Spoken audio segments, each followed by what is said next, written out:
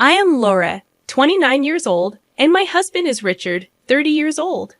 We made the decision to live with his parents because Richard often expressed his desire to give back to his parents someday, considering himself the eldest son. Richard's parents are incredibly kind and uphold strong values that I deeply respect. I believe that if we have children in the future, it would be beneficial for them to grow up around their grandparents, learning about society through their experiences. Therefore, I was in favor of the idea of living together. However, there was a catch in this seemingly perfect in-law setup. Richard's unmarried sister, Melissa, 26 years old, also lived at home. My first encounter with her was when I went to announce our engagement, and she remarked sarcastically, "So, you're the latest addition to the family, huh?" My initial impression of my sister-in-law was unfavorable. She seemed to disapprove of her parents' approval of me and displayed a bad attitude. A few weeks after moving in, during a meal, I was serving food to everyone at their respective places. Melissa suddenly exclaimed in disapproval, "Wow, what? You placed the food at your seat first." I was taken aback by her unexpected outburst.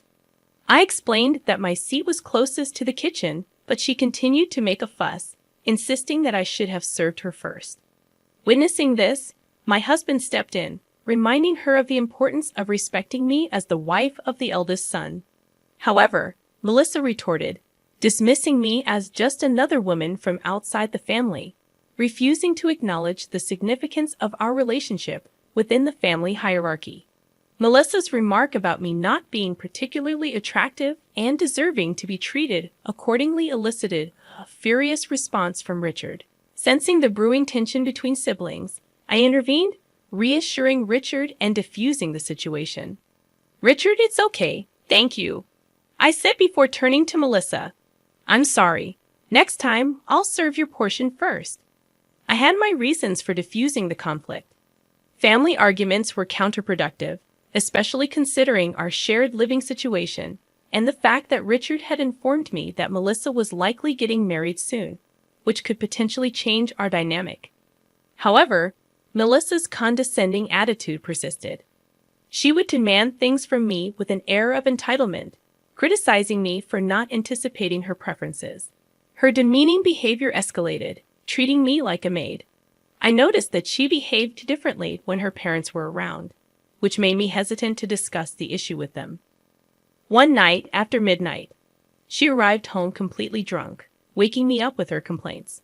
Worried about her safety, I helped her to the living room, where she began to share details about her life. She boasted about her fiancé, emphasizing how different their situation was from mine. According to her, they could afford to order food from any restaurant every day, unlike us, who, in her words, were stuck with bland mushroom soup for the PO. Despite her condescending tone, I chose to remain patient and composed, realizing that her behavior was a reflection of her own insecurities and need for validation. The difference between us became starkly apparent. "I'm not like you, plain-faced maid," my sister-in-law sneered, demanding water in the middle of the night. I muttered my annoyance under my breath, but she, emboldened by a few drinks, fixed me with a sharp glare. "What's with that look? Are you defying me because you're just a maid, living off my parents?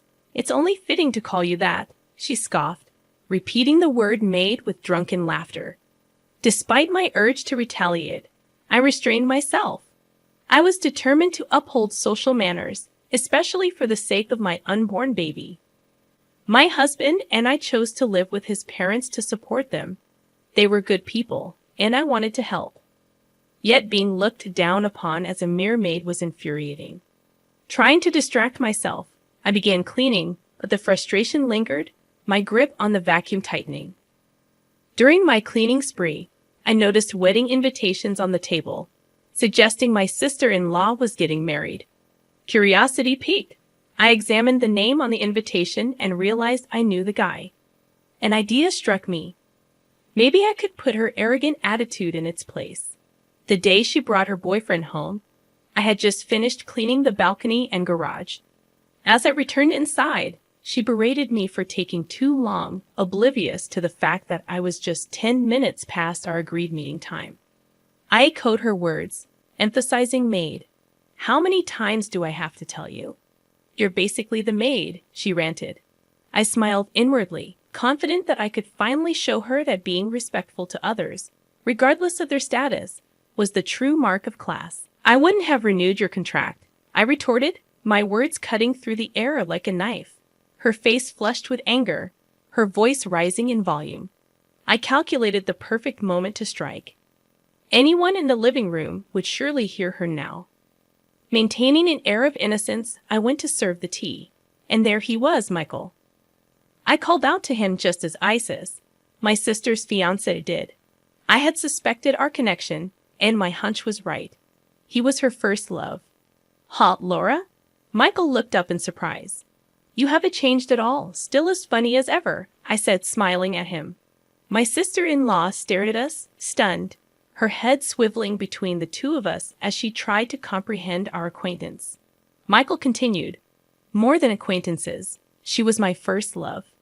My sister-in-law's face turned pale, and she almost collapsed into her chair. No way. You were engaged too. This woman, you were just a second-hand product. The word second-hand didn't escape my ears. People who belittle others often reveal their true colors. I seized the opportunity, repeating the word for emphasis. He mentioned maid in the kitchen earlier. My sister-in-law stammered, her escape route blocked. Oh, that was just a joke between us. You know how we joke around. She tried to dismiss it, but I wasn't letting her off the hook. Complaining about the table service order and calling me plain Jane, are those jokes too? Because if they are, they're in bad taste, I challenged, refusing to back down. Michael chimed in, objecting to being called second-hand like a thrift store item. The irony of her insults finally struck her, and her discomfort was evident. This was my chance to strike back at the sister-in-law who had made my life miserable. It felt like a miraculous opportunity, a gift from the heavens. Slowly, I approached her, applying gentle pressure. Shall we share some memories of being called second-hand and maid? I said, my tone drippy with irony. As I placed the tea on the table, Michael settled back into the couch, saying, Thank you, Laura, signaling that the tables had turned in my favor. I first met Lori back in high school when I was part of the basketball team, and she was the captain of the girls' basketball team. During my slumps, she always encouraged me, emphasizing that recognizing the issue was the first step toward improvement. She had a way of offering positive words, even appreciating small details like the trajectory of my shots. Lori's wisdom stuck with me, especially her advice that life wasn't a tournament with definitive defeats, but rather a league where wins and losses alternated. Her occasional gesture of giving me sports drinks meant the world to me. I must admit, I harbored a small crush on her and even asked her out, but Laura was incredibly popular. His expression remained stoic as he continued. After I asked her out one summer and got rejected, Lori remained considerate. She still treated me the same and even continued giving me drinks. My first love was a mix of bitterness and sweetness. He looked directly at my sister-in-law, accusing Laura of being called maid and me secondhand. Suddenly, I saw my opportunity. I now understand the kind of person you are, he said, his voice firm. I can't see us continuing this relationship. My sister-in-law turned ghostly pale and began sobbing, revealing her desperate circumstances. I'm in a tight spot now. I even quit my job. He looked puzzled but remained stern. You quit? He asked. Before she could respond, I jumped in. I didn't ask her to quit, he said. This unexpected revelation provided my chance. Didn't she talk about how you wanted to be together forever? How? With your earnings, she could live a lavish lifestyle, ordering takeout every day. I exposed her deception. My sister-in-law's eyes widened in shock.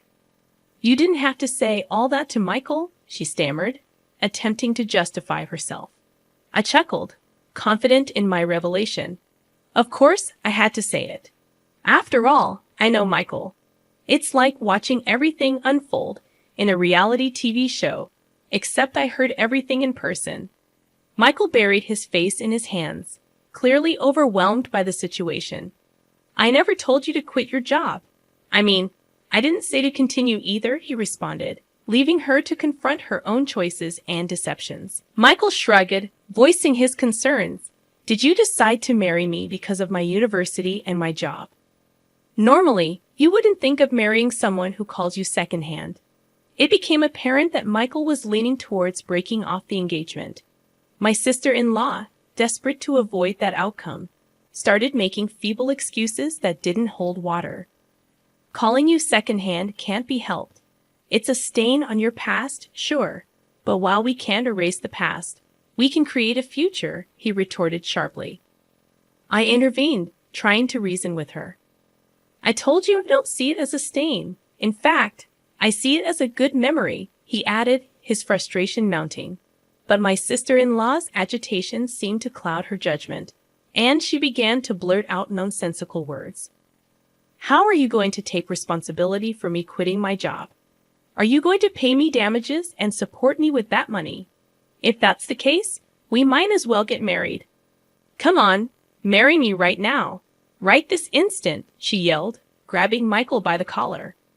Michael started to speak, his voice trembling. I never asked you to quit. Just then, a trembling voice interrupted, and we turned to see my mother-in-law standing there. I heard voices from downstairs, so I thought Michael was here. When I came down, I saw the two of you arguing loudly. I was waiting for a moment to step in, but what I heard was so unbelievable that I just froze, she said, her expression grim. Behind her, my father-in-law stood imposingly, and even further back, my husband trembled. I really am sorry for what happened, Michael, my father-in-law said. My apologies to Michael too, but the one who's really been wronged is Laura, my mother-in-law added, her eyes welling up. Why did you hurl such harsh words like maid at Laura, who's always been so kind to us? She did everything out of goodwill, and you belittled her. Apologize now. My husband's voice was hoarse as he spoke. Laura didn't want you to hear bad things about your own daughter. She endured it all on her own. I knew about it, but I'm sorry, Laura. I hadn't realized you were being referred to as a maid recently. Apologize now, my mother-in-law said firmly, slapping my sister-in-law across the face. Gritting her teeth and glaring at me, my sister-in-law managed to choke out, I'm sorry. However, Michael intervened coldly. You don't have to apologize to me. I want you to apologize to Laura and ensure you never treat her this way again. I don't want to see my first love cry, but I don't need your apology. I feel bad for your parents, but this was a good opportunity to see the kind of person you are before marriage. Let's forget this ever happened. He turned to my tearful sister-in-law and added, if you have an issue with being secondhand, then you should have stayed away from me. I never asked you to quit your job. As he prepared to leave, he apologized once more to my mother-in-law and father-in-law. At least make it seem like I dumped you, he urged. My sister-in-law screamed. Enough is enough. But my father-in-law also slapped her across the face. Michael, thank you for coming today. I hope you'll find a wonderful person next time, my father-in-law said gently, patting Michael's shoulder. After that, my sister-in-law was forcibly kicked out of the house. Laura, I'm so sorry for everything, my mother-in-law said, apologizing even though she hadn't done anything wrong. We truly appreciate everything you've done for us. I married into this family because I really like you and Father. I want to be with you always, forever, I said, holding Lionel's hand. My in-laws disowned my sister-in-law, vowing never to let her near me again. Months later, my sister-in-law sent an email to my husband, asking for financial help, claiming she couldn't find a job and couldn't pay her rent. However, my husband blocked her in front of me. Several years later, I heard that Michael got married. We started to keep in touch again after the incident with my sister-in-law. By then, I had given birth to our first child. When we have our own kids, I'd like parenting advice from you, Michael said. Yay, our child is so lucky to have grandparents who adore her, I replied. We want our child to be loved and to know love. We named our child Amy, which means beloved.